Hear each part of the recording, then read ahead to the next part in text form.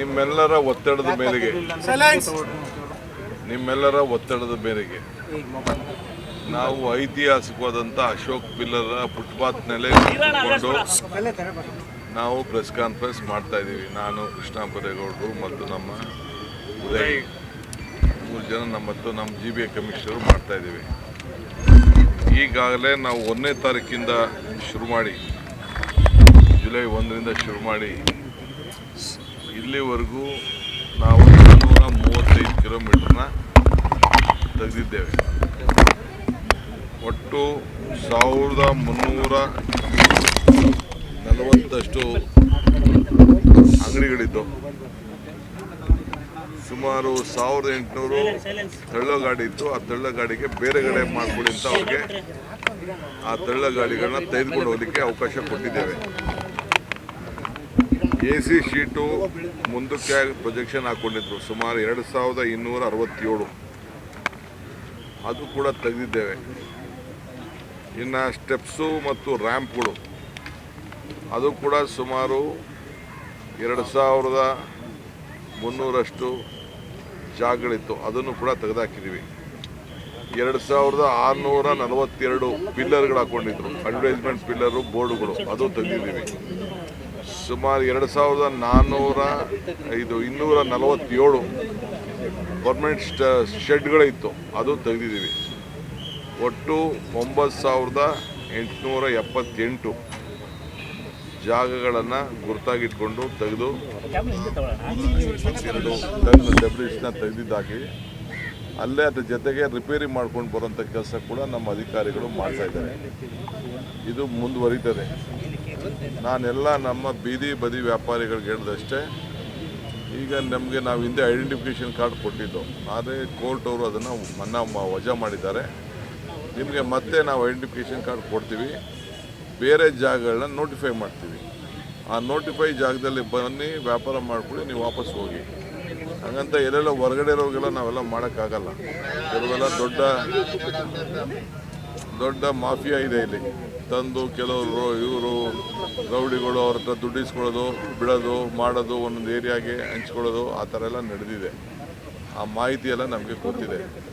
So ನಾವು ಈಗಾಗಲೇ ನಮ್ಮ GBA ವತಿಯಿಂದ ಎಲ್ಲ 5 ಕಾರ್ಪೊರೇಷನಲ್ಲೂ ಇದು ನಡೀತಾ ಇದೆ. ಇದು ಮುಂದುವರಿಸ್ತೀವಿ. ಪೊಲೀಸವರು ಮತ್ತು ನಮ್ಮ GBA ಅಫಿಷಿಯಲ್ಸು ಇದಕ್ಕೆ ಉತ್ತಮವಾಗಿ ಕೆಲಸ ಮಾಡ್ತಾ ಇದ್ದಾರೆ. ಅವ್ರಿಗೆ ಫ್ರೀ ಹ್ಯಾಂಡ್ ಕೊಟ್ಟಿದ್ದೀವಿ. ನಾವು ಇದಕ್ಕೆ ಎಲ್ಲ ಪಕ್ಷದವರು ಕೂಡ ಇದಕ್ಕೆ ಬೆಂಬಲವಾಗಿ ನಿಂತಿದ್ದಾರೆ.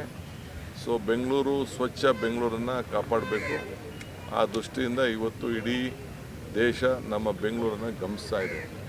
ಸೊ ಆ ಕೆಲಸ ನಾವು ಮಾಡ್ತಾಯಿದ್ದೀವಿ. ನೀವು ಕೂಡ ಮಾಧ್ಯಮದವರು ನಮಗೆ ಸಹಕಾರ ಕೊಟ್ಟಿದ್ದೀರಿ. ಆತಂಕ ಪಡೋದು ಬೇಡ. ಬಡವರು ನಮ್ಮವರೇ ಅವರು. ಆದರೆ ಹಂಗಂತ ಹೇಳ್ಕೊಂಡು ಯಾವುದೋ ಜಾಗದಲ್ಲಿ ಹೋಗಿ ಠಿಕಾನೆ ಹೊಡ್ಕೊಂಡು ಕೂತ್ಕೊಳ್ಳೋಕ್ಕಾಗಲ್ಲ. ಸರ್ಕಾರಿ ಜಾಗ ಇರ್ಬೋದು, ಪ್ರೈವೇಟ್ ಜಾಗ ಇರ್ಬೋದು, ಮಾಡೋಕ್ಕಾಗಲ್ಲ.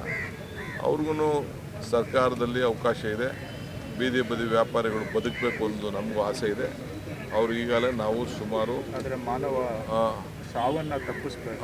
ಈಗಾಗಲೇ ನಿಮಗೆ ಗೊತ್ತಿರಬೇಕು, ಈಗ 3 ವರ್ಷದಿಂದ ಸುಮಾರು 900ಕ್ಕೂ ಹೆಚ್ಚು ಸಾವುಗಳು ಇವತ್ತು ಪಾದಚಾರಿಗಳದ್ದು ಇವತ್ತು ಆಗಿದೆ. ಸೊ ಅದರಿಂದ ನಾಗರಿಕರ ಅನುಕೂಲಕ್ಕೋಸ್ಕರ ಈ ಕಾರ್ಯಾಚರಣೆ ನಾವು ಮಾಡ್ತಾಯಿದ್ದೀವಿ. ಇದೇನು ನಮ್ಮ ಸ್ವಂತಕ್ಕೇನು ಲಾಭ ಇಲ್ಲ. ಇದು ನಾಗರಿಕರು ನಿಮಗೆ ಎಲ್ಲರಿಗೂ ಆಗಬೇಕು. ಈಗ ವೆಹಿಕಲ್ ಹೋಗ್ಬೇಕಾದ್ರೆ ಅವರಲ್ಲಿ ಸಣ್ಣದಾಗಿ ಇರ್ಬೇಕಾದ್ರೆ ಎಲ್ಲ ರೋಡ್ಗೆ ಬರ್ತಾರೆ. ಆ ರೋಡಲ್ಲಿ ಬಂದ ತಕ್ಷಣ ರೋಡು ವೆಹಿಕಲ್ಗಳು ಮೂವ್ಮೆಂಟ್ ಆಗ್ತಾಯಿಲ್ಲ. ಇವೆಲ್ಲ ದೊಡ್ಡ ಸಮಸ್ಯೆ ಇದೆ. ಸೊ ಅದಕ್ಕೆ ನಾನು ಏನು ನಡೆದಿದೆ ಕಳೆದ 15 ದಿನದಿಂದ ಏನೇನು ಕೆಲಸ ಆಗ್ತಾಯಿದೆ ಈ ವಿಚಾರದಲ್ಲಿ ಅಂತ ನಾನೇ ಖುದ್ದಾಗಿ ವೀಕ್ಷಣೆ ಮಾಡೋಕ್ಕೆ ಬಂದಿದ್ದೇನೆ. ಪ್ರತಿ 15 ದಿನಕ್ಕೂ ಇಂಥ ಕೆಲಸಗಳನ್ನು ನಾವು ವೀಕ್ಷಣೆ ಮಾಡ್ತಾಯಿದ್ದೇವೆ. ಈಗ ನಾನು ಮಾರ್ಕೆಟ್ ಕೂಡ ಜಯನಗರ ಮಾರ್ಕೆಟ್ ಕೂಡ ನೋಡಿದ್ದೇನೆ. ಅದು ಭಾಳ ದಿನದಿಂದ ನಮ್ಮ ನಾಯಕರುಗಳು ಹೇಳ್ತಾಯಿದ್ರು. ಅದಕ್ಕೂ ಸದ್ಯದಲ್ಲೇ ಒಂದು ತೀರ್ಮಾನ ಮಾಡ್ತೀವಿ. ಅದು ಎಲ್ಲೆಲ್ಲಿ ಅದನ್ನು ಹೊಸದಾಗಿ ತಿರ್ಗಿ ಅದನ್ನು ಕಟ್ಟಿಸ್ಬೇಕು, ಅದನ್ನು ಒಡೆದಾಕ್ಬಿಟ್ಟು ಅರ್ಧ ಆಗಿದೆ, ಇನ್ನು ಅರ್ಧ ಕಟ್ಟಿಸ್ಬೇಕು. ಆ ಕೆಲಸ ಕೂಡ ನಾವು ಸದ್ಯದಲ್ಲೇ ಯಾವುದಾದ್ರು ಒಂದು ಮಾಡಲಲ್ಲಿ ಒಂದು ಸ್ಕೀಮ್ ಮಾಡಿಕೊಂಡು ನಾವು ಮಾಡ್ತೇವೆ. ನಮ್ಮ ಆಸ್ತಿಗಳನ್ನು ರಕ್ಷಣೆ, ಬೆಂಗಳೂರು ನಾಗರಿಕರಿಗೆ ಗೌರವ ಕೊಡುವಂಥ ಕೆಲಸವನ್ನು ನಾವು ಮಾಡ್ತೀವಿ. ಸರ್ ಈಗ ಬೀದಿ ಬದಿ ವ್ಯಾಪಾರಸ್ಥರು ಎಲ್ಲರೂ ಬಡವರೇ ಸರ್. ಅವತ್ತಿನ ತಿಂದು ಅವತ್ತಿನ ದುಡ್ದು ಅವತ್ತೇ ಇದು ಮಾಡೋರು. ಅಂತಹ ಏನು ಬೀದಿ ಬದಿ ವ್ಯಾಪಾರಸ್ಥರು ತೆರವು ಕಾರ್ಯ ಆಗಿದೆ ಸರ್. ಅವರಿಗೆ ಪರ್ಯಾಯ ವ್ಯವಸ್ಥೆ ಅಂದ್ರೆ ರಸ್ತೆ ಪಕ್ಕದಲ್ಲಿ ಮಾಡ್ತೀನಿ ಅಂತ ಹೇಳಿದ್ದಾರೆ, ಬಟ್ ಅದು ಮಾಡಿಲ್ಲ ಅಂತ ಆರೋಪ ಇರೋದು. ಭಾಳ ಸಂತೋಷ. ಆರೋಪ ಮಾಡೋರೆಲ್ಲ ಆರೋಪ ಮಾಡ್ತಾ ಇರ್ಲಿ, ಅವ್ರಿಗೆ ಬೇರೆ ಜಾಗ ನಾವು ಐಡೆಂಟಿಫೈ ಮಾಡಿ ನೋಟಿಫೈ ಮಾಡ್ತೀವಿ. ಪಕ್ಕದ ಜಾಗದಲ್ಲಿ ಜನಕ್ಕೆ ವೆಹಿಕಲ್ ಮೂವ್ಮೆಂಟ್ಗೆ ಆಗಬಾರ್ದು ಅಂತ. ಹಂಗಂತ ಪಕ್ಕದ ಜಾಗ ಅಂತ ಯಾರ್ದೋ ಮನೆ ಮುಂದೆ ಎಲ್ಲ ಹಾಕೊಳಕ್ಕಾಗಲ್ಲ. ಅವ್ರಿಗೂ ಅವ್ರ ಬದುಕನ್ನು ಕಟ್ಕೊಳ್ಬೇಕು. ಮನೆ ಮುಂದೆ ಯಾರು ಇರಬಾರ್ದು ಅನ್ನೋದು ಆ ಮನೆಗಳದ್ದು ಒತ್ತಡ ಎಲ್ಲ ಇದೆ. ಎಲ್ಲಿ ಯಾವುದು ಡ್ಯಾಮೇಜಸ್ ಇಲ್ಲ, ಯಾರಿಗೂ ಅನಾನುಕೂಲತೆ ಇಲ್ಲ ಅಂಥ ಜಾಗಗಳನ್ನು ಗುರುತಿಸಿ ನೋಟಿಫೈ ಮಾಡಿ ಅಲ್ಲಿ ಅವಕಾಶ ಕೊಡ್ತೀವಿ. ಬೆಳಗ್ಗೆ ಬರಬೇಕು, ಸಾಯಂಕಾಲ ಹೋಗ್ಬೇಕು. ಆ ಕೆಲಸಕ್ಕೆ ಅವಕಾಶ ಸರ್. ವಿಜಯನಗರ ಅಂಡರ್ ಪಾಸ್ ಅಲ್ಲಿ ಕೂಡ ಹೀಗೆ ಪರ್ಯಾಯ ವ್ಯವಸ್ಥೆ ಮಾಡಿತ್ತು, ಬಟ್ ಅಂಡರ್ ಪಾಸ್ ಅಲ್ಲಿ ಯಾವುದೇ ಕೂಡ ಬೀದಿ ಬದಿ ವ್ಯಾಪಾರಸ್ಥರು ಒಳಗಡೆ ಹೋಗಿ ವ್ಯಾಪಾರ ಮಾಡ್ತಿಲ್ಲ. ಎಲ್ಲರೂ ಕೂಡ ಮತ್ತೆ ಮೇನ್ ರಸ್ತೆಗೆ ಬರ್ತಾ ಇದ್ದಾರೆ. ಇದರಿಂದ ಪ್ರಾಬ್ಲಮ್ ಆಗ್ತಿದೆ. ಇದನ್ನ ವ್ಯಾಪಾರಸ್ಥರು ವಿಜಯನಗರ ಒಂದೇ ಅಲ್ಲ, ಆ ರೀತಿ ಬೇರೆ ಬೇರೆ ಕಡೆಗಳಲ್ಲೂ ಆಗಿದೆ. ಅವ್ರಿಗೆ ಯಾವ ರೀತಿ ಜಾಗೃತಿ ಮೂಡಿಸ್ತೀರಿ ಅಂತ? ನಿಮ್ಮ ಸಲಹೆ ಇದೆಯಲ್ಲ, ನಿಮ್ಮ ಸಲಹೆ, ನಿಮ್ಮ ಅನುಭವದ ಜ್ಞಾನ ಭಂಡಾರದಿಂದ ಏನೆಲ್ಲ ಈಚೆ ಬರ್ತಾ ಇದೆ ಮಾತುಗಳು, ಅದಕ್ಕೆಲ್ಲ ಗೌರವ ಕೊಡುವಂಥ ಕೆಲಸ ಮಾಡ್ತೀವಿ. ಸೊ ಟುಡೇ ಅರುಣ್ ಪೈ ಅಂತ ಸರ್, ಬಹಳ ವರ್ಷಗಳಿಂದ ಫುಟ್ಪಾತ್ ಬಹಳ ಕೆಲಸ ಮಾಡ್ತಾರೆ. Okay. So today we have from last 15 days we have taken a big launch on this cleaning of this footpath in Bangalore. You know, the entire India and the world is looking at Bangalore. We want a safety.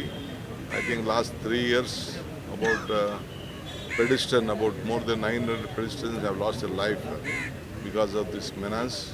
So we have decided, and Mr. Krishna Bairegoda has been taken up this responsibility of the Bangalore city. He is doing a great job. The entire government stands committed to it. I have instructed all the Greater Bangalore Authority and the 5 corporation officials to do it. Apart from that, even at the borders of Bangalore also, in the BDA area also, we will take this forward. So already more than about 435 kilometers has been done. I think thousands of shops has been vacated, and more than about totally 9,878 encroachments has been removed in different capacities. Some are there having their pillars, some are there having their sheds, some are there having their ramps, some are there having their advertisement boards, sheets and all. So tons together, thousands of tons of this material has been removed. At the same time, we are repairing all those places. So all the political party leaders are supporting. I would like to congratulate all the political party leaders, especially the BJP leaders also supporting this cause. So the residents also are supporting the cause. I thank for all of them. There will be criticism. We are ready to accept the criticism for the betterment of Bangalore. We will see that the poor will be given an alternative place. We will identify a place. We will give them identification card. We will give them full cards. We will give them facilities. They should also grow. We believe in the youth of this youth. We believe in the unemployment people. We believe in the poor section of the people. They should also live, and we should see that the Bangalore also should be very clean. So Bangalore is a cosmopolitan city. So we will all work together.